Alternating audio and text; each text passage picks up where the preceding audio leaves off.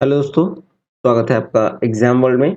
मैं हूं श्रीकांत और आज हम लोग पढ़ेंगे एडिटोरिया बुक से ये बिहार दरोगा प्रीलिम्स का सेट नंबर 2। सेट नंबर 1 हम लोगों ने पढ़ चुका है। अब हम लोग सेट नंबर 2 पे आते हैं। प्रश्न पत्र सेट संख्या 2 है। कुल 100 क्वेश्चन है इसमें। ठीक है, 2 घंटे का टाइम मिलता है आपको, 200 मार्क्स का कुल होता है। इसको हम लोग अच्छे से डिस्कस करेंगे और समझेंगे पूरे प्रश्न को। तो चलिए शुरू करते हैं प्रश्न पत्र संख्या 2 में। वीडियो अच्छा लगे तो लाइक कीजिएगा, सब्सक्राइब नहीं किया तो सब्सक्राइब कर लीजिएगा। चलिए शुरू करते हैं।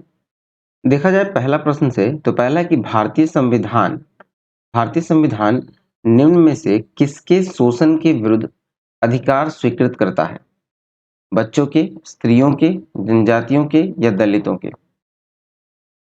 इसका जो सही उत्तर होगा वो होगा ऑप्शन नंबर सी, 1, 2 और 3 तीनों।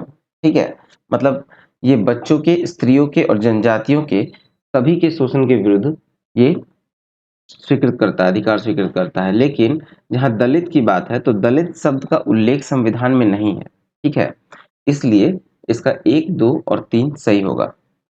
चलिए नेक्स्ट देखें। तो भारत में अवशिष्ट शक्तियां निहित है।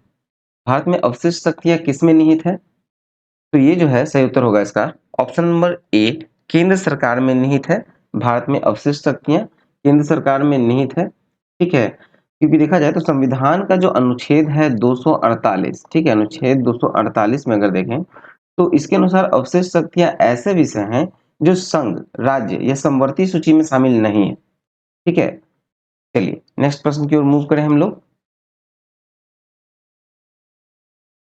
नेक्स्ट है कि निम्नलिखित में से कौन सा विषय संघ सूची के अंतर्गत आता है? ठीक है, संघ सूची के अंतर्गत कौन कौन आता है ये बताना है इसमें। तो संघ सूची के अंदर आता है आपको बीमा। ठीक है, बीमा आपको संघ सूची में आता है। बीमा और साथ में देखा जाए तो जैसे कि जनगणना, ये भी आपको संघ सूची में आता है। लेकिन शिक्षा जो है ये समवर्ती सूची का विषय है। ठीक है, चलिए नेक्स्ट देखें। तो ये समवर्ती सूची हो गया। ठीक है, चलिए नेक्स्ट है कि निम्न में से कौन सा प्रशासन पर विधायी नियंत्रण के अंतर्गत नहीं आता है? कौन सा प्रशासन पर विधायी नियंत्रण के अंतर्गत नहीं आता है? तो इसका उत्तर होगा ऑप्शन नंबर बी, शून्यकाल। ठीक है, शून्यकाल। क्यों? शून्यकाल में केवल लोक महत्व के प्रश्न होते हैं। ठीक है, शून्यकाल में क्या आता है? तो सिर्फ लोक महत्व के प्रश्न होते हैं। इसमें कोई विधायी कार्रवाई नहीं होती है, इसलिए शून्यकाल विधायी नियंत्रण के अंतर्गत नहीं आता है। ठीक है, चलिए नेक्स्ट देखते हैं। नेक्स्ट है किस समिति में राज्यसभा का प्रतिनिधित्व नहीं होता है? किस समिति में राज्यसभा का प्रतिनिधित्व नहीं होता है? तो इसका उत्तर होगा ऑप्शन नंबर ए, प्राक्कलन समिति। प्राक्कलन समिति में नहीं होता है किसका? तो राज्यसभा का प्रतिनिधित्व, क्योंकि प्राक्कलन समिति में केवल लोकसभा का प्रतिनिधित्व होता है। ठीक है, और बाकी जो शेष हैं, मतलब इस सब इन सभी में आपको जो सार्वजनिक उपक्रम समिति या लोक लेखा समिति है, इसमें आपको राज्यसभा और लोकसभा दोनों का प्रतिनिधित्व होता है। ठीक है, और इसमें सिर्फ लोकसभा का होता है। चलिए नेक्स्ट है, दिए गए विकल्पों में कौन सही है? दिए गए विकल्प में कौन सही है? तो पहला है सर्वोच्च न्यायालय मूल क्षेत्राधिकार रखता है, सर्वोच्च न्यायालय मूल एवं अपीलीय क्षेत्राधिकार रखता है, या केवल परामर्श संबंधी क्षेत्राधिकार रखता है, या इनमें से सभी। तो इसका जो उत्तर होगा ये होगा ऑप्शन नंबर डी, इनमें से सभी। ठीक है, मतलब ये दिए गए विकल्पों में सब सही है। अनुच्छेद 131 के तहत देखें हम लोग, अनुच्छेद 131 के तहत तो सर्वोच्च न्यायालय में मूल क्षेत्राधिकार है। ठीक है, फिर आपको देखा जाए 132 से 136 में, ठीक है, तो ये अपीलीय क्षेत्राधिकार आपको मिलेगा कहाँ? 132 से लेकर 136 में, अनुच्छेद में। ठीक है, आर्टिकल। और अनुच्छेद 143 में देखें तो ये आपको परामर्श संबंधी क्षेत्राधिकार मिलेगा। ठीक है, 143 में, अनुच्छेद 143 में, इसलिए ये सभी सही है। चलिए नेक्स्ट प्रश्न की ओर मूव करें। अगला प्रश्न है कि निम्न पर विचार कीजिए एवं नीचे दिए गए कूटों का प्रयोग करते हुए सही उत्तर का चयन कीजिए। ठीक है, निम्न पर विचार करना है और सही कूट का चयन करना है। तो देखिए, राज्यपाल अपना पद ग्रहण राज्यपाल अपना पद ग्रहण करने से पूर्व शपथ लेगा या प्रतिज्ञान लेगा? शपथ या प्रतिज्ञान का प्रारूप भारतीय संविधान की तीसरी अनुसूची में है। राज्यपाल उच्च न्यायालय के मुख्य न्यायमूर्ति या उसकी अनुपस्थिति में ज्येष्ठतम न्यायाधीश के समक्ष शपथ या प्रतिज्ञान करेगा। फिर शपथ या प्रतिज्ञान की प्रक्रिया भारतीय संविधान के अनुच्छेद 159 में दी गई है। ठीक है, तो इसका जो सही उत्तर होगा, आपको पहला नंबर सही है और तीसरा भी सही है, फिर आपको ये चौथा सही है। ठीक है, तो चलिए इसका देखते हैं ऑप्शंस। हाँ, ऑप्शन देखा जाए तो इसका सही उत्तर होगा ऑप्शन नंबर बी, 1, 3 और 4 सही है। ठीक है?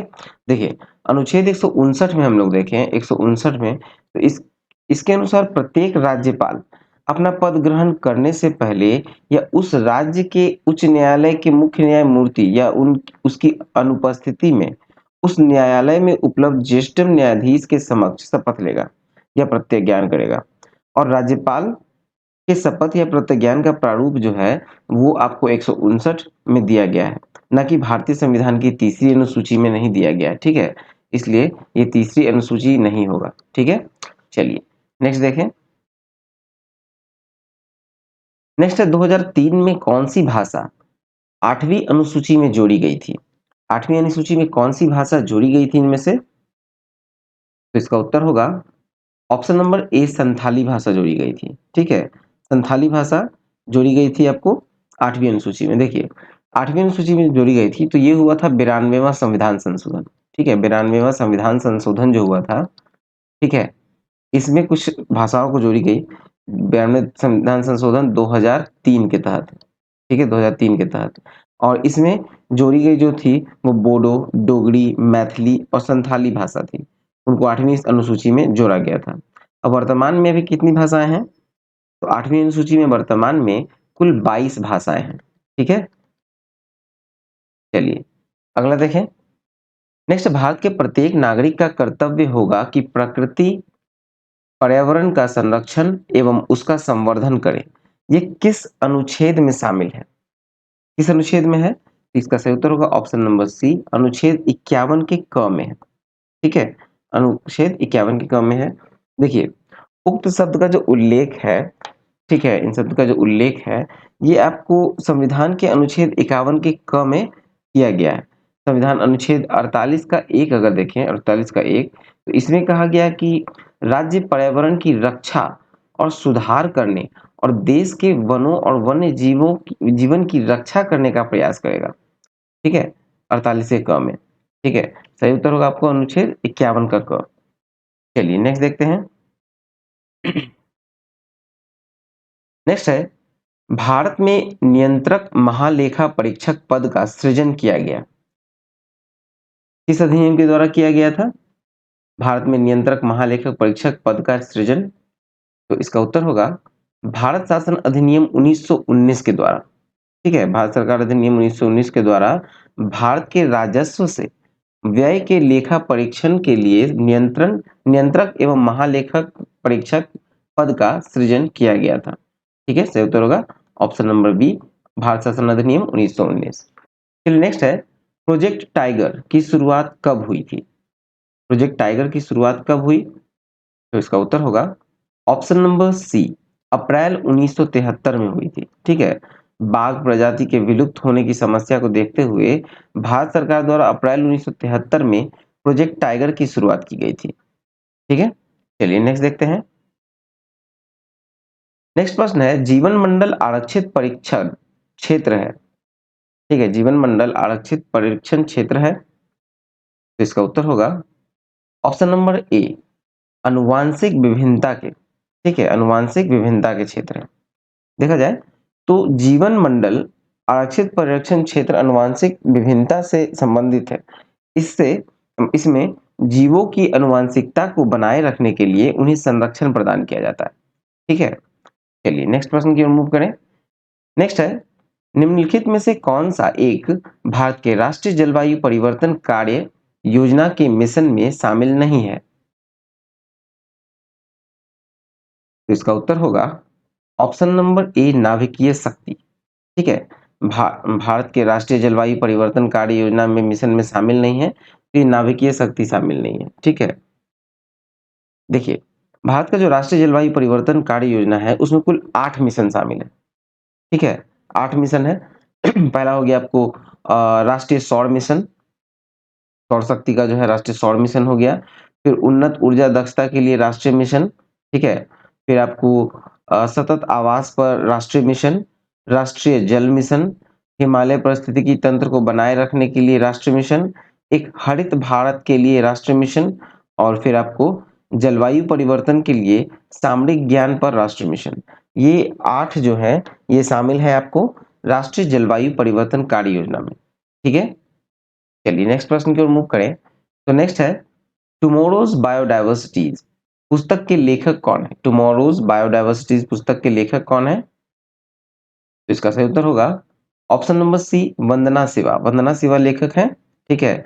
पर्यावरण से संबंधित पुस्तक है और ये पुस्तक जो है वर्ष 2000 में प्रकाशित हुई थी, ठीक है।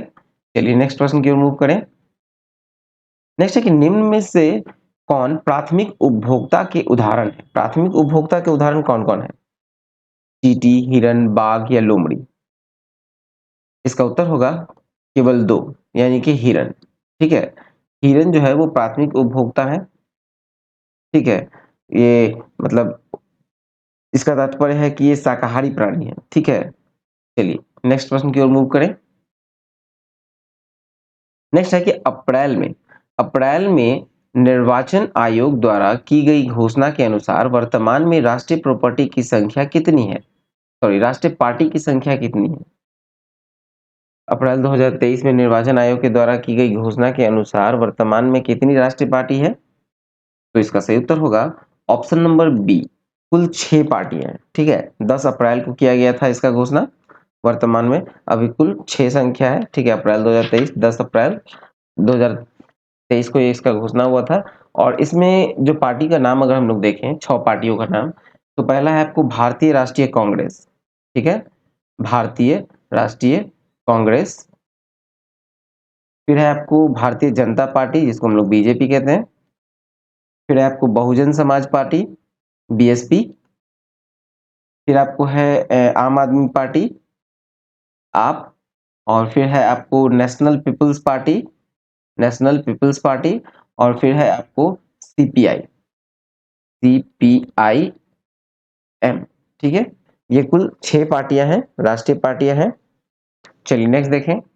अगला है कि भारत का पहला संविधान साक्षर जिला कोल्लम किस राज्य में है?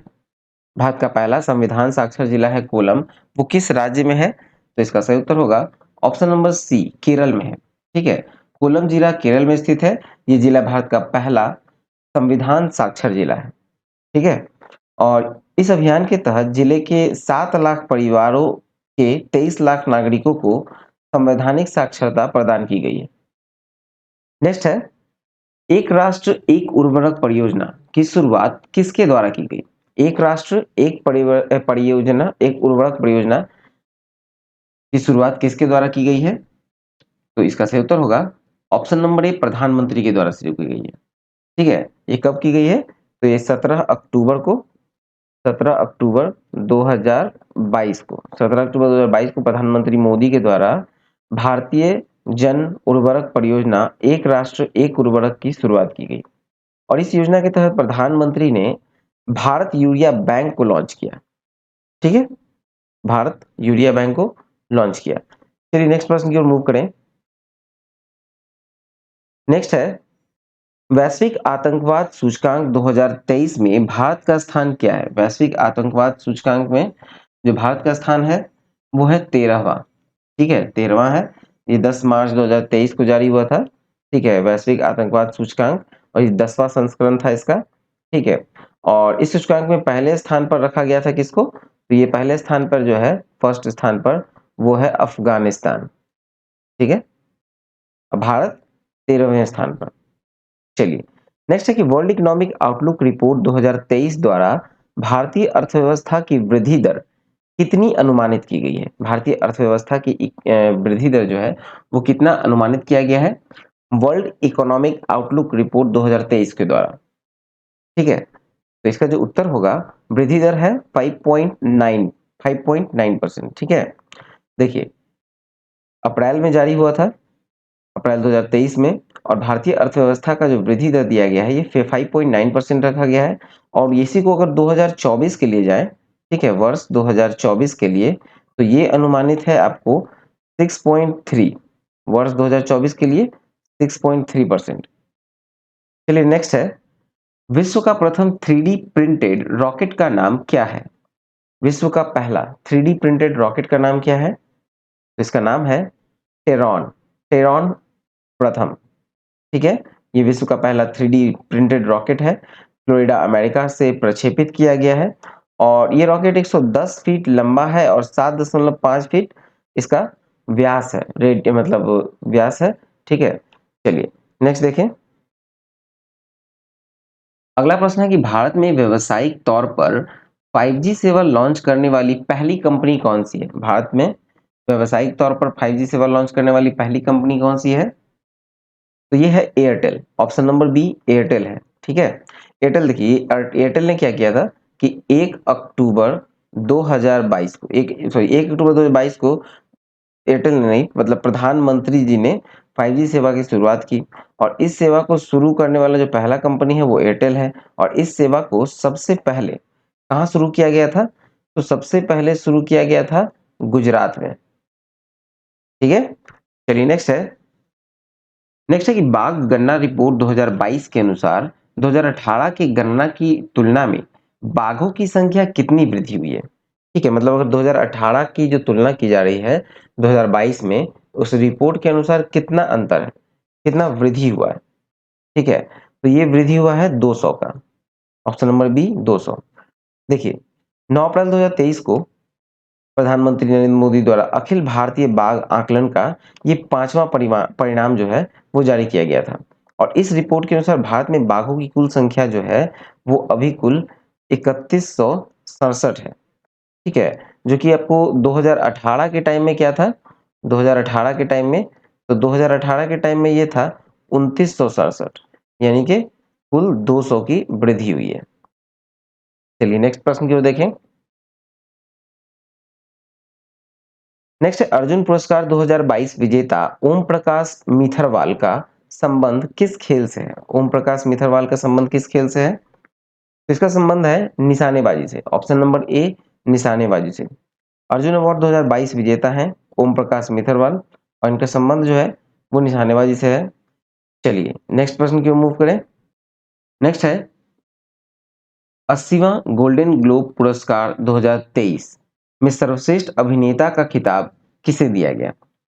सर्वश्रेष्ठ अभिनेता का खिताब किसे दिया गया है 80वां गोल्डन ग्लोब में? तो इसका जो ऑप्शन होगा, सही उत्तर ये होगा option number A Austin Butler को दिया गया है। 80वां गोल्डन ग्लोब अवार्ड में सर्वश्रेष्ठ अभिनेता खिताब ऑस्टिन बटलर को दिया गया, और ये पुरस्कार उनकी फिल्म एल्विस के लिए दिया गया। ठीक है, कौन सी फिल्म थी? फिल्म थी एल्विस। चलिए नेक्स्ट देखें। नेक्स्ट है कि हाल ही में बांग्लादेश के नए राष्ट्रपति के रूप में किसे चुना गया? बांग्लादेश के नए राष्ट्रपति कौन बने हैं? इसका उत्तर होगा option number C Mohammad Shahabuddin Chuppu. Mohammad Shahabuddin Chuppu जो नए राष्ट्रपति के रूप में चुने गए हैं, और ये बांग्लादेश के 22वें राष्ट्रपति होंगे। ठीक है, बांग्लादेश के 22वें राष्ट्रपति बने हैं। इससे पूर्व कौन था? तो ये थे अब्दुल हामिद। ठीक है, चलिए नेक्स्ट देखें। नेक्स्ट है कि वर्ल्ड स्टील एसोसिएशन द्वारा मार्च 2023 में जारी आंकड़ों के अनुसार कच्चे इस्पात के उत्पादन में कौन सा देश अग्रणी है? ठीक है, कच्चे इस्पात के उत्पादन में कौन सा देश अग्रणी रहा? तो इसका उत्तर होगा ऑप्शन नंबर बी चीन, भारत और जापान। चीन, भारत, जापान। मार्च 2023 में वर्ल्ड स्टील एसोसिएशन द्वारा रिपोर्ट जारी की गई थी, और इस रिपोर्ट के अनुसार चीन जो है वो पहले स्थान पर है। ठीक है, चीन पहले स्थान पर है, भारत दूसरे स्थान पे है, और जापान आपको तीसरे स्थान पर है। ठीक है, चलिए नेक्स्ट है, पीएम गति शक्ति मल्टी मॉडल जलमार्ग शिखर का आयोजन कहाँ किया गया? प्रधानमंत्री गति शक्ति मल्टी मॉडल जलमार्ग शिखर आयोजन कहाँ किया गया? इसका उत्तर होगा वाराणसी में, ऑप्शन नंबर सी वाराणसी में किया गया। 11 से 12 नवंबर को हुआ था पीएम गति शक्ति का जलमार्ग का शिखर सम्मेलन वाराणसी में, और इस सम्मेलन का जो आयोजन है वो भारतीय अंतर्देशीय जलमार्ग प्राधिकरण एवं जलमार्ग मंत्रालय के द्वारा किया गया था। ठीक है। नेक्स्ट है बोल्ड कुरुक्षेत्र युद्ध अभ्यास का आयोजन भारत तथा किस देश के मध्य किया गया। ठीक है। बोल्ड कुरुक्षेत्र युद्ध अभ्यास का आयोजन भारत और किस देश के मध्य किया गया है, तो इसका उत्तर होगा option number A Singapore. Bharat और सिंगापुर के मध्य किया गया है बोल्ड कुरुक्षेत्र युद्ध का अभ्यास का। ठीक है। ये मार्च में हुआ था, मार्च 2023 में हुआ था। ठीक है। इस युद्ध अभ्यास की जो शुरुआत है वो 2005 में हुई थी पहली बार, और इस बार ये जो है जोधपुर में संपन्न हुआ है। ठीक है। ये युद्ध अभ्यास जो है बोल्ड कुरुक्षेत्र कहाँ संपन्न हुआ है, तो ये हुआ है जोधपुर में, राजस्थान के जोधपुर में। चलिए नेक्स्ट है बिहार जाति आधारित गणना 2022 के अनुसार बिहार में किस कोटि की जनसंख्या सर्वाधिक है। किसकी जनसंख्या सर्वाधिक रही है, तो ये पिछले सेट में भी मैंने बताया था, और ये अत्यंत पिछड़ा वर्ग होगा। अत्यंत पिछड़ा वर्ग का जो जनसंख्या है वो सर्वाधिक रहा। कितना रहा, तो लगभग आपको 36.0148% रहा। ठीक है। टोटल में 36.0148% आपको अत्यंत पिछड़ा वर्ग है, जो कि अगर संख्या के रूप में देखें, जनसंख्या के रूप में, तो ये है 4,70,80,514। ठीक है। ये जनसंख्या है कुल। चलिए इसमें आपको फिर अगर पिछड़ा वर्ग का देखें तो पिछड़ा वर्ग का था 27.12%। ठीक है। अनुसूचित जाति का था 19.65%। ठीक है। 19.65%। जो अनारक्षित है, मतलब सामान्य श्रेणी का था लगभग 15.52%। ठीक है। और अनुसूचित जनजाति के बारे में देखें, यानी कि अनुसूचित जनजाति जो एसटी कैटेगरी में है, तो एसटी कैटेगरी का है 1.68%। ठीक है। ये एसटी का हो गया। चलिए नेक्स्ट देखते हैं। नेक्स्ट है हाल ही में लंपी प्रोवैक टीका को किस मंत्रालय द्वारा लॉन्च किया गया। लंपी प्रोवैक टीका को लॉन्च किस मंत्रालय ने किया है, तो ये किया है ऑप्शन नंबर ए केंद्रीय कृषि एवं कल्याण मंत्रालय ने। ठीक है। 10 अगस्त को किया है, 10 अगस्त 2022 को स्वदेशी टीका लंपी प्रोवैक को लॉन्च किया गया, और ये टीका जो है वो त्वचा रोग से पशुओं को ये बचाव करेगा, और इसे केंद्रीय कृषि कल्याण मंत्रालय द्वारा लॉन्च किया गया। ठीक है। चलिए नेक्स्ट देखें। नेक्स्ट है डब्ल्यूएचओ ने हाल ही में किस देश को मलेरिया मुक्त घोषित किया है। मलेरिया मुक्त घोषित हुआ है ऑप्शन नंबर ए और बी दोनों, मतलब अजरबैजान और ताजिकिस्तान, ये दोनों मलेरिया मुक्त घोषित किया गया है डब्ल्यूएचओ के द्वारा। मार्च 2023 में किया गया है। ठीक है। हाल ही में हो गया मार्च 2023 में। और डब्ल्यूएचओ जो है वो विश्व में कुल 42 देशों को अभी तक मलेरिया मुक्त का प्रमाण पत्र दिया है। ठीक है। कितने देशों को, तो कुल 42 देशों को। चलिए नेक्स्ट देखें। नेक्स्ट है कि भारत में 16वें राष्ट्रपति द्रौपदी मुर्मू को कुल वैध मतों का कितना प्रतिशत मत प्राप्त हुआ था। तो इनको जो मत प्राप्त हुआ था वो ऑप्शन नंबर सी 64.03% मत प्राप्त हुआ था वैध मतों का। ठीक है। और इनके जो विपक्ष में थे उम्मीदवार, उनका नाम था यशवंत सिन्हा। ठीक है। चलिए नेक्स्ट देखें। अगला है कि निम्नलिखित में से किसे चिकित्सा के क्षेत्र में नोबेल पुरस्कार 2023 से सम्मानित किया गया। चिकित्सा के क्षेत्र में किन्हें किया गया है नोबेल पुरस्कार से सम्मानित 2023 में, तो यहाँ दो लोगों को किया गया था। ठीक है। ऑप्शन नंबर ए और बी दोनों है, कैटलिन कारिको और ड्रू विस्मैन को, दोनों को किया गया था चिकित्सा के क्षेत्र में, यानी फिजियोलॉजी या मेडिसिन के क्षेत्र में कहा जाए तो नोबेल पुरस्कार इन दोनों को दिया गया। और ये सम्मान उन्हें न्यूक्लियोसाइड बेस्ड संशोधन से संबंधित उसकी खोज के लिए प्रदान किया गया, जिसने कोविड-19 के खिलाफ प्रभावी एमआरएनए टीकों का विकास को सक्षम किया। ठीक है। कौन से टीकों का, तो एमआरएनए। ठीक है। एमआरएनए टीकों के जो है खोज का विकास का सक्षम किया था। चलिए नेक्स्ट देखें। नेक्स्ट है बजट 2023-24 में मनरेगा के लिए कितनी राशि आवंटित की गई है। मनरेगा के लिए कुल कितनी राशि आवंटित है, तो ये कुल 60,000 करोड़ रुपए आवंटित है। ऑप्शन नंबर सी सही होगा। ठीक है। मनरेगा के अनुसार मनरेगा के लिए किया गया घोषणा, और जल जीवन के लिए आपको 70,000 करोड़ किया गया है, किसके लिए? तो जल जीवन के लिए, ठीक है? जल जीवन के लिए। चलिए, नेक्स्ट प्रश्न की ओर मूव करते हैं।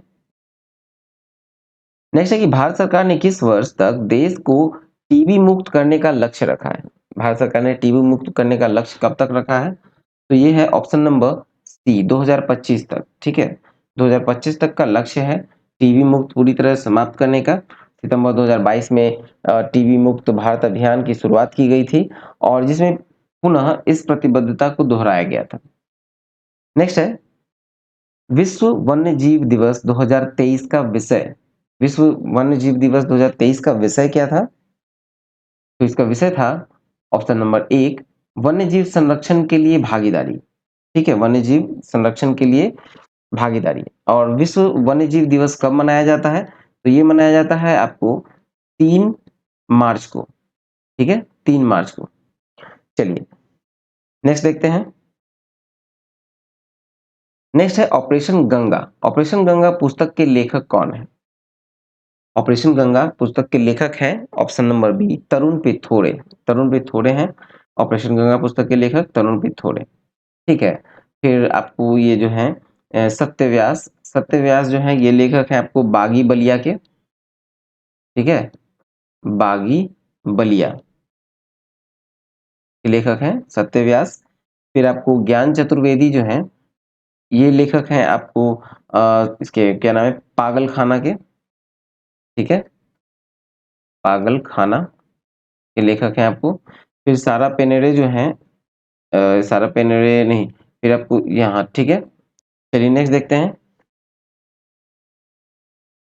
नेक्स्ट है बीसीसीआई द्वारा आयोजित महिला प्रीमियर लीग 2023 का खिताब मुंबई इंडियंस ने किसे हराकर जीता?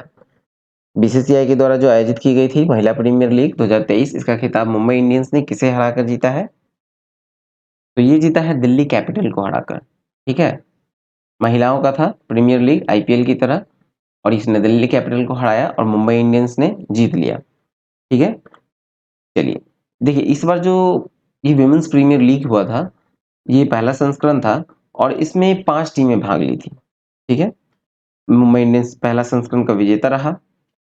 चलिए नेक्स्ट देखें तो विश्व बैडमिंटन चैंपियनशिप 2026 का आयोजन कहाँ किया जाएगा? विश्व बैडमिंटन चैंपियनशिप 2026 का आयोजन कहाँ किया जाएगा? तो इसका उत्तर है इनमें से कोई नहीं। ऑप्शन नंबर इन तीनों में से कोई नहीं है, ठीक है? क्योंकि इस बार जो विश्व बैडमिंटन चैंपियनशिप 2026 का आयोजन होगा वो होगा भारत में, ठीक है? भारत में होगा, इसलिए इसका सही उत्तर होगा ऑप्शन नंबर डी, इनमें से कोई नहीं।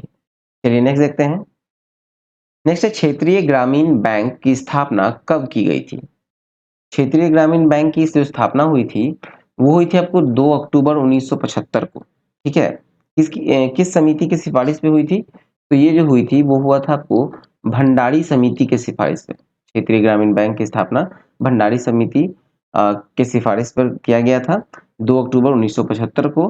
और आरबीआई की स्थापना कब हुई थी? तो आरबीआई की स्थापना हुई थी 1 अप्रैल 1935 को, ठीक है? आरबीआई की।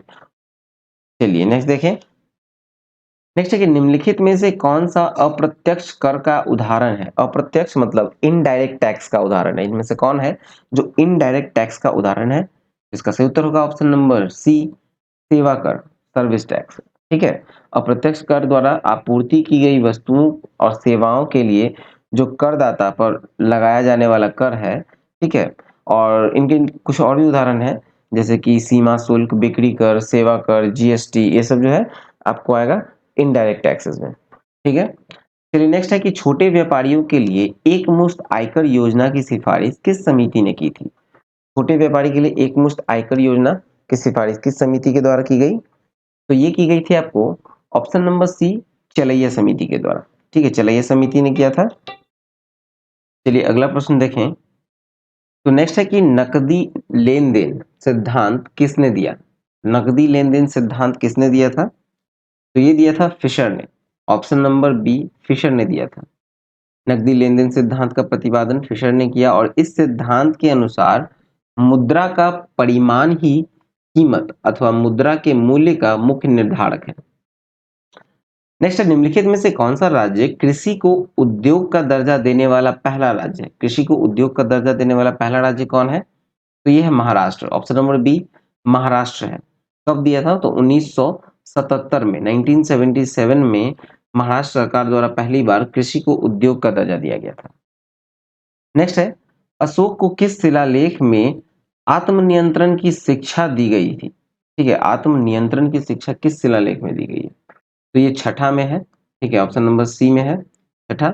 अशोक को अशोक के अभिलेखों को 3 भाग में बांटा जा सकता है, जैसे शिलालेख, स्तंभलेख और गुहालेख। ठीक है, और सर्वप्रथम अशोक के शिलालेख की खोज जो हुई थी, सर्वप्रथम इसका खोज जो हुआ था पहला शिलालेख का, तो ये हुआ था 1750 ईस्वी में। किसने किया था? तो पी फैंतलर ने किया था। ठीक है, पहला शिलालेख में पशु बलि की निंदा की गई थी। फिर आपको पांचवा शिलालेख में जो है वो आपको क्या बोलते हैं, अ, धर्म महा धर्म महामात्रों की नियुक्ति की जानकारी मिलती है। फिर आपको जो 13वां शिलालेख था उसमें कलिंग युद्ध का वर्णन है। ठीक है, इसमें आपको कलिंग कलिंग युद्ध का वर्णन मिलेगा। चलिए नेक्स्ट देखते हैं। नेक्स्ट है, सैंधव सभ्यता। सैंधव सभ्यता के प्रमुख स्थल आलमगीरपुर किस नदी के किनारे स्थित है? आलमगीरपुर किस नदी के किनारे स्थित है? तो ये आपको हिंडन नदी के किनारे स्थित है। ऑप्शन नंबर बी हिंडन नदी। सिंधु घाटी सभ्यता का प्रमुख स्थल है आलमगीरपुर, उत्तर प्रदेश के मेरठ जिले में स्थित है और ये हिंडन नदी के किनारे स्थित है। हड़प्पा सभ्यता की खोज किसने की थी? तो हड़प्पा सभ्यता का जो खोज अगर किया था किसने, तो ये था दयाराम साहनी ने। दयाराम साहनी ने कब किया था? 1921 में। ठीक है, अब मोहनजोदड़ो, उसकी खोज की गई थी राखलदास बनर्जी के द्वारा 1922 में। रंगपुर की खोज की गई थी रंगनाथन राव के द्वारा 1953-54 में। चलिए नेक्स्ट देखें, तो किस ब्राह्मण में गंधार, पंचाल आदि के राजाओं का उल्लेख मिलता है? किस ब्राह्मण में मिलता है? तो ये मिलता है शतपथ में, यानी ऑप्शन नंबर सी शतपथ में मिलता है। शतपथ ब्राह्मण में गांधार, शल्य, कैकेय, कुरु आदि के राजाओं का उल्लेख मिलता है और शतपथ जो है यजुर्वेद का ब्राह्मण है। ठीक है, यजुर्वेद का है। अच्छा, बताया जाएगा वेदों की संख्या कितनी है? तो वेदों की संख्या है आपको चोर 4, और 4 में फिर आपको वेदांग की संख्या कितनी है? तो वेदांग की संख्या है 6। उपनिषद कितनी है? उपनिषद उपनिषद की संख्या है आपको 108। ठीक है, सतपथ ब्राह्मण में स्त्री को पुरुषों की अर्धांगिनी कहा गया है। ठीक है, स्त्री को पुरुषों की अर्धांगिनी सतपथ ब्राह्मण में किया गया है। ठीक है, और वैदिक साहित्य में ऋग्वेद के बाद सतपथ ब्राह्मण का स्थान है। ठीक है, चलिए नेक्स्ट देखते हैं। नेक्स्ट है, देवपाड़ा अभिलेख का संबंध किस शासक से है? देवपाड़ा अभिलेख का संबंध किस शासक से है? तो इसका संबंध है विजयसेन से। ठीक है, ऑप्शन नंबर बी विजयसेन से संबंध है। देवपाल अभिलेख का संबंध बंगाल के शासक थे विजयसेन, उससे संबंधित है। ठीक है, और जूनागढ़ का संबंध कहाँ है? तो जूनागढ़ का संबंध आपको है इससे रुद्रदामन से। एहोल अभिलेख का संबंध है पुलकेशिन द्वितीय से। ठीक है, फिर हाथी गुफा अभिलेख का संबंध है आपको कलिंग राजा खारवेल से। फिर ग्वालियर अभिलेख का संबंध है आपको प्रतिहार नरेश भोज से। ठीक है, चलिए नेक्स्ट देखें। नेक्स्ट है कि अलाउद्दीन खिलजी के समय भू राजस्व की दर उपज का कितना भाग था? भू राजस्व की दर जो था वो उपज का कितना भाग था? तो ये 1/2 था। ठीक है, 1/2 भाग था अलाउद्दीन खिलजी के समय में। भू राजस्व दर का उपज का लगभग 50% था और इसी के शासन काल में मूल्य नियंत्रण प्रणाली को भी लागू किया गया था। ठीक है, और इसने जो उपाधि धारण की थी वो सिकंदर सानी की उपाधि धारण की थी। दैवीय अधिकार के सिद्धांत का अलाउद्दीन खिलजी ने चलाया था। ठीक है, फिर आपको दक्षिण भारत विजय के लिए इसने मलिक काफूर को भेजा था, मलिक काफूर को। फिर आपको अलाउद्दीन खिलजी के शासन काल में मंगोल ने 6 बार आक्रमण किया और इसी ने सर्वप्रथम अस्थाई सेना की नींव भी रखी थी। ठीक है, अलाउद्दीन खिलजी ने। ठीक है, चलिए नेक्स्ट है कि किसने वेद मार्ग प्रतिष्ठापक की उपाधि धारण की है? वेद मार्ग प्रतिष्ठापक की उपाधि धारण की है। तो इसका सही उत्तर होगा ऑप्शन नंबर ए बुक्का प्रथम।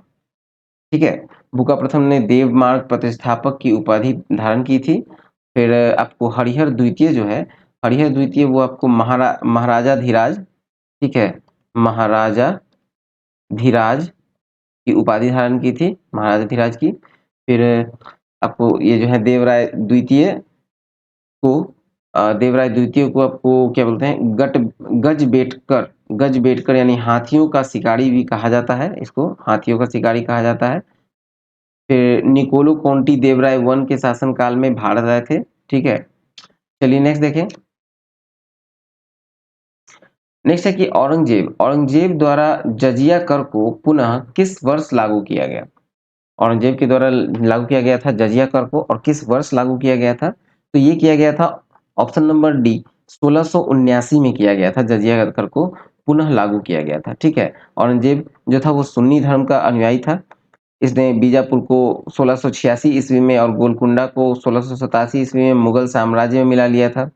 इसने औरंगाबाद में 1679 ईस्वी में बीबी के मकबरे का निर्माण करवाया था।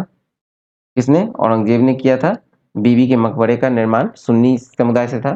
चलिए नेक्स्ट है, बंगाल में द्वैध शासन व्यवस्था की स्थापना किसने किया? बंगाल में द्वैध शासन व्यवस्था की जो स्थापना किसने किया था?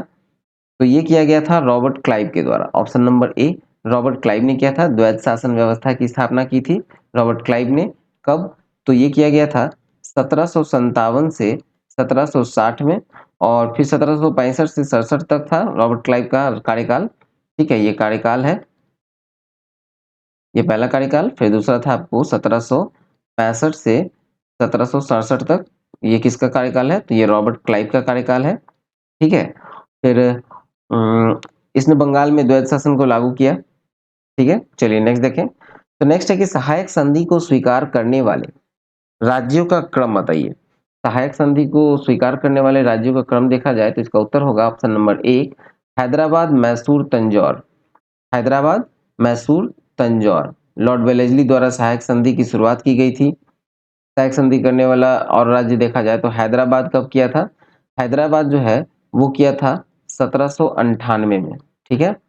फिर आपको मैसूर जो है वो 1799 में। फिर आपको तंजौर जो है ये भी आपको 1799 में, ठीक है। चलिए, और अवध जो है, इस अवध ने किया था कब? तो ये किया था 1801 में, ठीक है। चलिए, सहायक संधि को स्वीकार करने वाला राज्य का क्रम हो गया। अब चलते हैं नेक्स्ट प्रश्न की ओर। नेक्स्ट है पहाया विद्रोह। पहाया विद्रोह का संबंध किस राज्य से है? पहाया विद्रोह का संबंध जो है वो बिहार और झारखंड से संबंधित है, इसलिए सही उत्तर होगा ऑप्शन नंबर ए, ठीक है। पहाया विद्रोह मतलब इसको कहा जाए तो पहाड़िया विद्रोह का संबंध है भागलपुर बिहार से और संथाल परगना झारखंड से है, ठीक है। विद्रोह का नेतृत्व जो है वो तिलका मांझी ने किया था। कब किया था? तो ये किया गया था 1799 में, 1799 में किया था तिलका मांझी के द्वारा। चलिए नेक्स्ट है, इसमें और भी विद्रोह हैं जिसके बारे में देखा जाएगा, जैसे चेरो विद्रोह आपको 1800 से 1819, ठीक है। आपको इस तरह से बहुत से विद्रोह हैं। चलिए आगे प्रश्नों में मिलेंगे। तो 1857 की क्रांति को किस ब्रिटिश नायक ने इलाहाबाद में दबाया था? 1897 की क्रांति को किस ब्रिटिश नायक ने इलाहाबाद में दबा दिया था? तो ये था कर्नल नील। कर्नल नील ने दबाया था 1857 की क्रांति को, ठीक है, इलाहाबाद में दबाया। चलिए नेक्स्ट देखें। आजाद हिंद सरकार की स्थापना किसके द्वारा किया गया था? आजाद हिंद सरकार की जो स्थापना है वो सुभाष चंद्र बोस के द्वारा किया गया था। Option number B Subhash Chandra Bose. चलिए नेक्स्ट प्रश्न की ओर मूव करें, ठीक है। इस प्रश्न में एक चीज और है कि सुभाष चंद्र बोस के द्वारा जो किया गया था क्या आजाद हिंद फौज की स्थापना, तो ये किया गया था आपको 1943 में। कब? 1943 में आजाद हिंद सरकार का गठन हुआ, और 1942 में आजाद हिंद फौज का गठन रास बिहारी बोस द्वारा किया गया था, ठीक है। रास बिहारी बोस ने गठन किया था आजाद हिंद फौज का 1942 में, ठीक है। और आजाद हिंद सरकार का जो गठन था वो सुभाष चंद्र बोस ने किया था, ठीक है। चलिए नेक्स्ट देखें। तो निम्नलिखित में से कौन सी पुस्तक महात्मा गांधी द्वारा नहीं लिखी गई है? महात्मा गांधी द्वारा नहीं लिखी गई है कौन सी पुस्तक है? तो ये है मेरी कहानी, ऑप्शन नंबर सी, मेरी कहानी। ये जो है जवाहरलाल नेहरू के द्वारा लिखी गई थी। ठीक है, जवाहरलाल नेहरू। चलिए आगे देखें। नेक्स्ट है, किस अधिवेशन में प्रथम भारतीय महिला ने कांग्रेस अधिवेशन की अध्यक्षता की थी? किस भारतीय महिला ने कांग्रेस अधिवेशन की अध्यक्षता की थी, प्रथम भारतीय महिला ने? तो ये थी ऑप्शन नंबर एक, 41वां में। ठीक है, 41वां अधिवेशन में की थी। और ये किया गया था किसके द्वारा? तो ये जो हुआ था, कब हुआ था? ये हुआ था 1925 में। कब? 1925 में हुआ था। ये कानपुर में हुआ था 1925 में। ठीक है, और देखा जाए इसके बारे में, तो इसकी जो अध्यक्षता की थी वो की थी सरोजनी नायडू ने। प्रथम महिला जो थी वो सरोजिनी नायडू ने किया था। और सर्वप्रथम महिला द्वारा कांग्रेस अधिवेशन का जो अध्यक्षता हुआ था, ये तो पहली भारतीय महिला हो गई, भारतीय महिला थी सरोजिनी नायडू, लेकिन जो पहली बार महिला के द्वारा किया गया था अध्यक्षता, तो वो हुआ था कब? तो 1917 में हुआ था।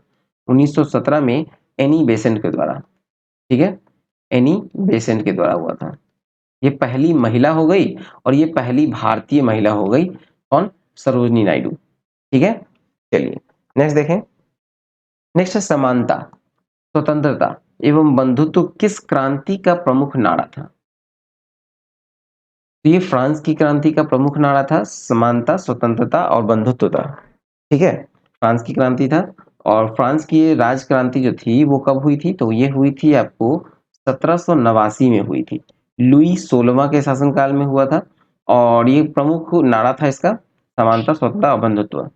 चलिए नेक्स्ट है 61वां में देखें अगला प्रश्न की ओर। तो निम्नलिखित में से किन दो भौतिक राशियों की इकाई एक ही है? कौन सा दो भौतिक राशि है जिसका इकाई एक है इसमें? तो ये है बल और भार। ठीक है, एक ही है, बल भार। ठीक है, उपेक्षित जो इकाई है वो है न्यूटन, और या फिर किलोग्राम मीटर प्रति सेकंड। ठीक है, या फिर न्यूटन, या फिर अगर कहा जाए इसको तो किलोग्राम, किलोग्राम मीटर प्रति सेकंड स्क्वायर। ठीक है, चलिए नेक्स्ट है एनीमोमीटर। एनीमोमीटर उपकरण का प्रयोग डैश को मापने के लिए किया जाता है। एनीमोमीटर का उपयोग किसके लिए, किस चीज को नापने के लिए किया जाता है? तो ये वायु की गति को मापा जाता है।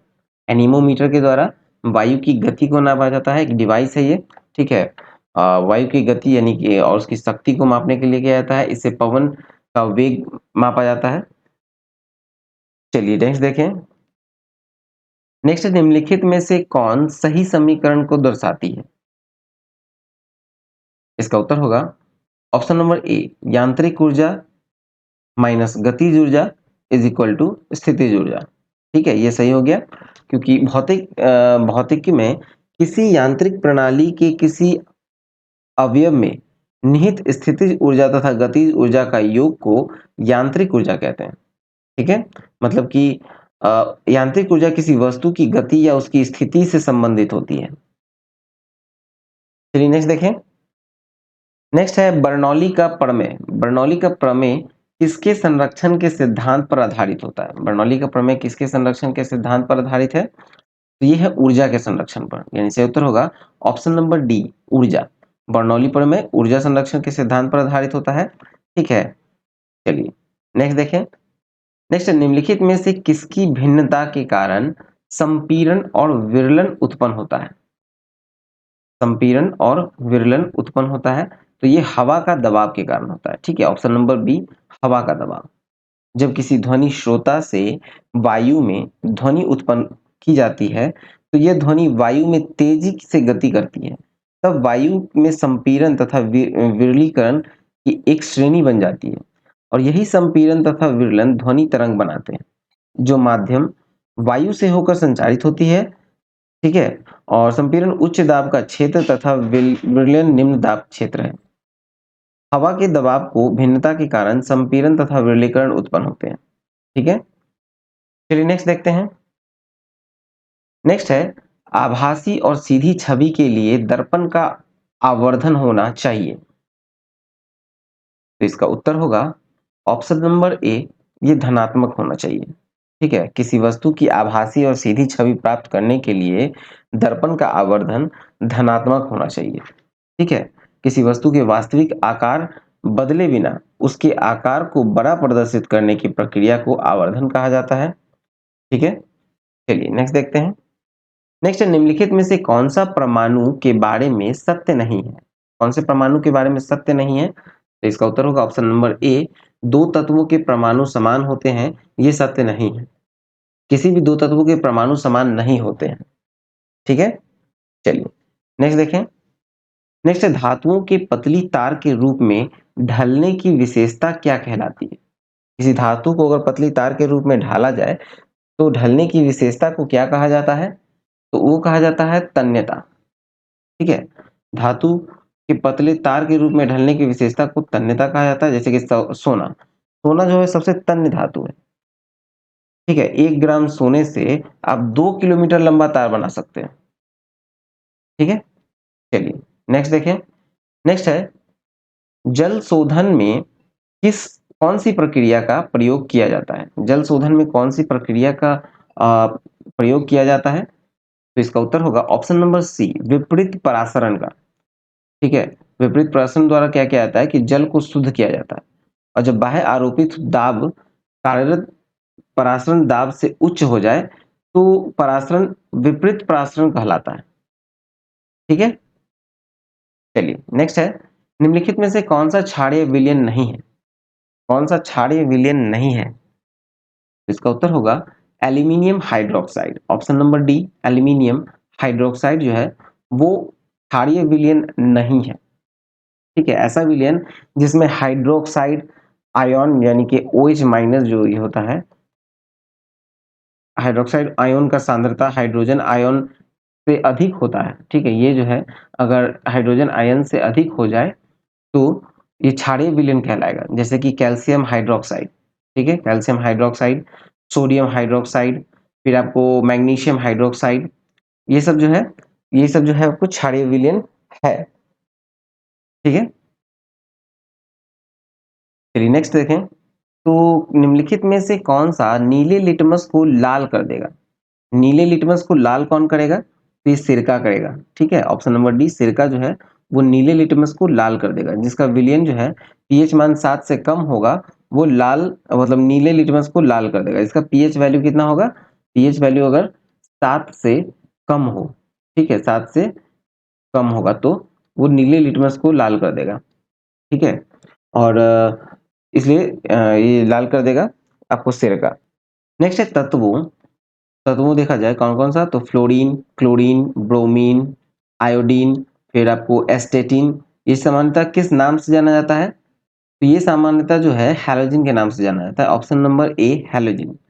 ठीक है, और ये तत्व जो है वो समुद्री जल में बहुतायत में पाए जाते हैं। इन तत्वों में जैसे एस्टेटिन है ये, ठीक है, एस्टेटिन ये एक रेडियो एक्टिव तत्व है। ठीक है, चलिए नेक्स्ट देखें। नेक्स्ट है कि अमोनिया का व्यावसायिक निर्माण किस प्रक्रिया से होता है? अमोनिया का जो व्यावसायिक निर्माण है वो जो प्रक्रिया है उसको क्या कहा जाता है? उसको कहा जाता है हैबर प्रक्रिया। ठीक है, अमोनिया का व्यावसायिक निर्माण हैबर हैबर प्रक्रिया के द्वारा होता है। अमोनियम नाइट्रोजन का एक अस्थायी हाइड्रोक्साइड है। ठीक है, चलिए नेक्स्ट देखते हैं। नेक्स्ट है, माइकोलॉजी का अध्ययन निम्न में से किससे संबंधित है? माइकोलॉजी यानी कवक, कवक से संबंधित है। ठीक है, माइकोलॉजी कवक से संबंधित है। चलिए नेक्स्ट देखें। तो निम्नलिखित में से कौन सा एक कोशिका में अधिक मात्रा में पाए जाने वाला अणु है? कोशिका में अधिक मात्रा में पाए जाने वाले अणु के बारे में बताया जाए तो ये है जल। ऑप्शन नंबर बी, जल। ठीक है, कोशिका में यानी सजीवों के शरीर में रचनात्मक और क्रियात्मक इकाई है सेल, और कोशिका के भीतर यानी सेल के भीतर जो संरचना पाई जाती है उसमें आपको केंद्रक एवं केंद्रिका, फिर जीव द्रव्य, गोल्गिकाय, फिर कणाव सूत्र, फिर आपको कणाव सूत्र हो गया, फिर आपको अंतर्द्रव्य जलिका, गुणसूत्र, राइबोसोम तथा सेंट्रोसोम, लवक, ये सब पाया जाता है। इसमें जीव द्रव्य में आपको जल का मात्रा लगभग 80% होता है, फिर प्रोटीन इसमें 15% होता है, वसा इसमें 3%, कार्बोहाइड्रेट और अकार्बनिक लवण जो है लवक, ये आपको 1% होता है। ठीक है, चलिए नेक्स्ट देखिए हम लोग। तो नेक्स्ट है कि पौधों में लचीलापन किस ऊतक के कारण होता है। पौधों में लचीलापन किस ऊतक के कारण होता है? तो ये होता है कॉलेनकाइमा की वजह से। Option number A collenchyma. ठीक है, कॉलेनकाइमा की वजह से होता है पौधों में लचीलापन। अगला प्रश्न है कि मनुष्यों में पुरुषों के यौन गुणसूत्रों में कौन सा समूह होता है? पुरुषों में कौन सा गुणसूत्र का समूह होता है? तो ये होता है option number C X Y. X Y होता है। ठीक है, पुरुषों में गुणसूत्र एक्स वाई होता है, जो सभी अनुवांशिक गुणों को निर्धारित और संचालित करता है। प्रत्येक प्रजाति में गुणसूत्रों की संख्या निश्चित होती है। ठीक है, जिसमें आपको अगर मानव कोशिका में गुणसूत्र देखें, मानव मानव में, तो ये होता है कुल 46। ठीक है, फिर नेक्स्ट है अमीबा। अमीबा में प्रजनन कैसे होता है? अमीबा में प्रजनन कैसे होता है? तो ये होता है द्विखंडन द्वारा। ठीक है, ऑप्शन नंबर बी द्विखंडन के द्वारा होता है अमीबा। जैसे एक कोशिकीय जीव है, इसमें होने वाला जो अलैंगिक प्रजनन, जिसमें एक जीव के विभाजित होने पर दो अलग जीव उत्पन्न होते हैं, इसे द्विखंडन या फिर बाइनरी विखंडन कहलाता है। ठीक है, अमीबा फिर अमीबा प्रोटोजोआ संघ का एक एक क्या बोलते हैं सजीव है। ठीक है, चलिए नेक्स्ट देखें। नेक्स्ट है कि निम्नलिखित में से कौन परिसंचरण तंत्र का अंग नहीं है? कौन जो है वो परिसंचरण तंत्र का अंग नहीं है? तो ये है बड़ी आंत। ऑप्शन नंबर डी बड़ी आंत जो है वो परिसंचरण तंत्र का अंग नहीं है। ठीक है, परिसंचरण तंत्र अंगों का वह भाग है जो कि शरीर में कोशिकाओं के बीच पोषक तत्वों का संचरण करता है, जैसे कि आपको हृदय, रक्त, धमनियां, ये सब जो है। ठीक है, चलिए नेक्स्ट है। निम्नलिखित में से किन पौधों को जड़, तना, पत्तियों में विभेदित नहीं किया जा सकता? नहीं किया जा सकता, तो इसका सही उत्तर होगा आपको option number C spirogyra. Spirogyra. ठीक है, स्पाइरोगायरा को जड़, तना एवं पत्तियों में विभेदित नहीं किया जा सकता। स्पाइरोगायरा एक शैवाल है। ठीक है, ये शैवाल है, इसमें क्लोरोफिल पाया जाता है। चलिए नेक्स्ट देखें। नेक्स्ट है सूची 1 को सूची 2 से सुमेलित कीजिए और सूचियों के नीचे दिए गए कूट का प्रयोग कर सही उत्तर चुनना है। ठीक है, तो देखा जाए तो इसका सही उत्तर जो होगा वो होगा ऑप्शन नंबर बी। ठीक है, ऑप्शन नंबर बी होगा। एक का 4 दूध सागर गोवा में, फिर बरकाना जो है वो आपको कर्नाटका में, फिर दुदुमा दुदुमा जो है वो आपको ओडिशा में, और किलियूर किलियूर जो है वो आपको तमिलनाडु में। ठीक है, सही उत्तर होगा ऑप्शन नंबर बी। चलिए नेक्स्ट देखें। नेक्स्ट है माउंट थुलीरा। माउंट थुलियर अंडमान और निकोबार द्वीप समूह का एक महत्वपूर्ण पर्वत शिखर है, कहाँ अवस्थित है? माउंट थुलियर अंडमान और निकोबार द्वीप समूह का एक महत्वपूर्ण पर्वत शिखर है, और वो कहाँ अवस्थित है? तो ये अवस्थित है आपको ग्रेट निकोबार में। Option number C Great Nicobar में। अंडमान निकोबार द्वीप समूह का जो प्रमुख पर्वत शिखर है माउंट थुलियर, वो आपको 642 मीटर, ठीक है 642 मीटर है, और ग्रेट निकोबार में अवस्थित है। अंडमान निकोबार द्वीप समूह की सबसे ऊंची पर्वत चोटी जो है वह सैडल पीक है, और सैडल पीक आपको कितना है? तो सैडल पीक आपको 738 मीटर है। ठीक है, और ये ग्रेट निकोबार में जो आपको थुलियर है, माउंटेन थुलियर, ये कितना है? तो ये है आपको 642 मीटर। ठीक है, चलिए। और राजधानी क्या है अंडमान निकोबार की? तो वो है पोर्ट ब्लेयर, जो कि दक्षिणी अंडमान में अवस्थित है। चलिए नेक्स्ट प्रश्न की ओर मूव करें। नेक्स्ट है सूची 1 को सूची 2 के साथ सुमेलित कीजिए और सूचियों को दिए गए कूट में प्रयोग कर उत्तर दीजिए। जैसे भौगोलिक लक्षण दिया गया है और भौगोलिक प्रक्रिया का प्रकार दिया गया है। ठीक है, भौगोलिक प्रक्रिया का प्रकार दिया गया है। तो पहला है सर्क। सर्क जो है वो हिमनद में अप्रदनी का लक्षण है। ठीक है, फिर आपको है फिर है आपको यारडांग। यारडांग जो है ये आपको वायु के अप्रदनी का लक्षण है। फिर बरखान। बरखान क्या है? तो बरखान आपको अ, ये आपको वायु के निक्षेपण का लक्षण है। फिर ड्रमलिन। ड्रमलिन आपको हिमनद के निक्षेपण का लक्षण है। ठीक है, इसका सही उत्तर होगा ऑप्शन नंबर ए। चलिए नेक्स्ट देखें। नेक्स्ट है, प्रतिचक्रवात की विशेषता होती है। प्रतिचक्रवात की विशेषता होती है, तो प्रति चक्रवात की जो विशेषता होती है वो होती है स्वच्छ आसमान। ठीक है, सही उत्तर होगा ऑप्शन नंबर डी, स्वच्छ आसमान। प्रति चक्रवात क्या है?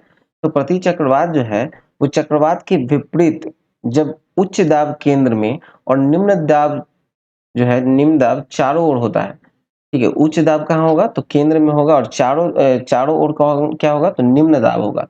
तो वो हवा जो है वो केंद्र से बाहर की ओर चलती है, इसे प्रति चक्रवात कहते हैं। ठीक है, और इसके फलस्वरूप क्या होगा कि मौसम साफ होता है, लेकिन हवाएं धीमी गति से चलती हैं। ठीक है, उत्तरी गोलार्ध में यह घड़ी की सुई की दिशा में और दक्षिणी गोलार्ध में ये उसके विपरीत दिशा में चलती है।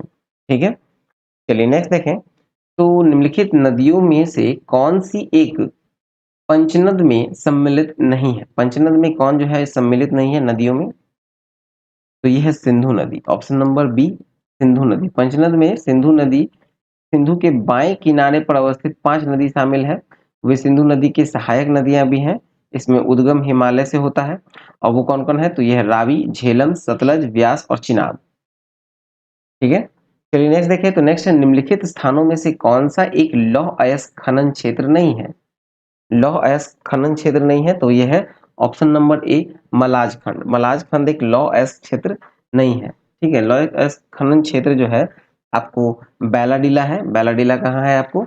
ये आपको छत्तीसगढ़ में है। ठीक है, छत्तीसगढ़। फिर आपको अनंतपुर है। अनंतपुर कहाँ है? तो ये आपको आंध्र प्रदेश में है। फिर आपको मयूरभंज है, तो मयूरभंज आपको है उड़ीसा में। ठीक है, मयूरभंज उड़ीसा में है।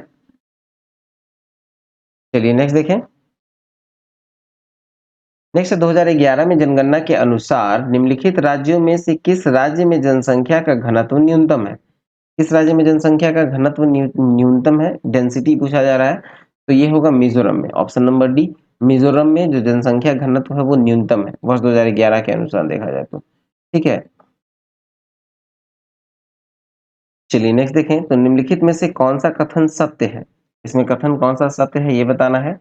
तो देखा जाए तो इसका सही उत्तर होगा option number D, brickfield Australia में चलने वाली गर्म एवं शुष्क हवा है। ब्रिकफील्ड क्या है? तो ऑस्ट्रेलिया में, ऑस्ट्रेलिया के विक्टोरिया प्रांत में चलने वाला एक गर्म गर्म एवं शुष्क हवा है।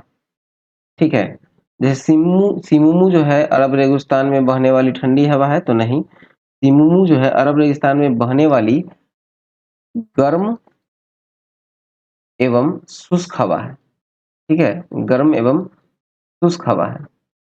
ठीक है, सिमुमू अरब रेगिस्तान में बहने वाली गर्म शुष्क हवा है।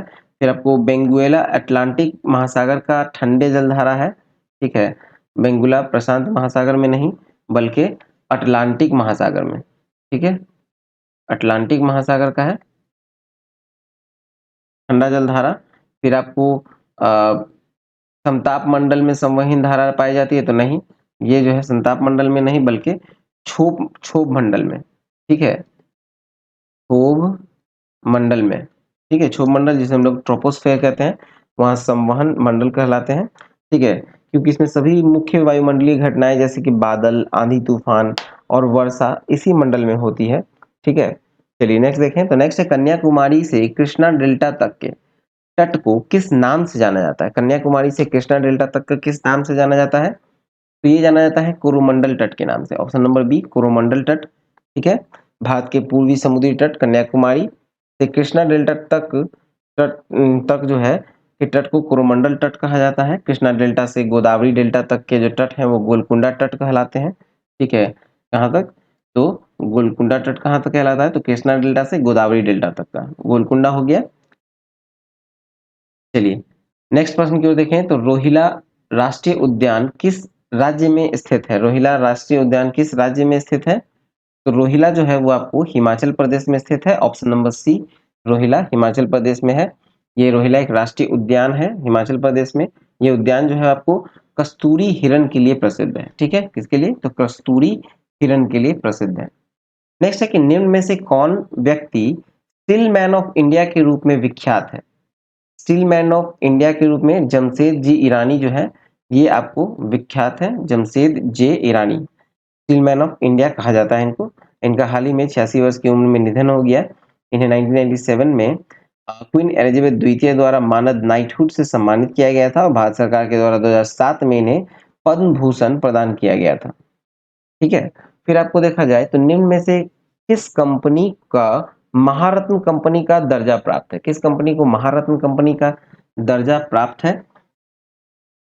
तो इसका जो उत्तर होगा वो है आपको हिंदुस्तान एरोनॉटिक्स लिमिटेड। ठीक है, हिंदुस्तान एरोनॉटिक्स लिमिटेड को प्राप्त है महारत्न कंपनी का दर्जा प्राप्त है। ठीक है, महारत्न कंपनी।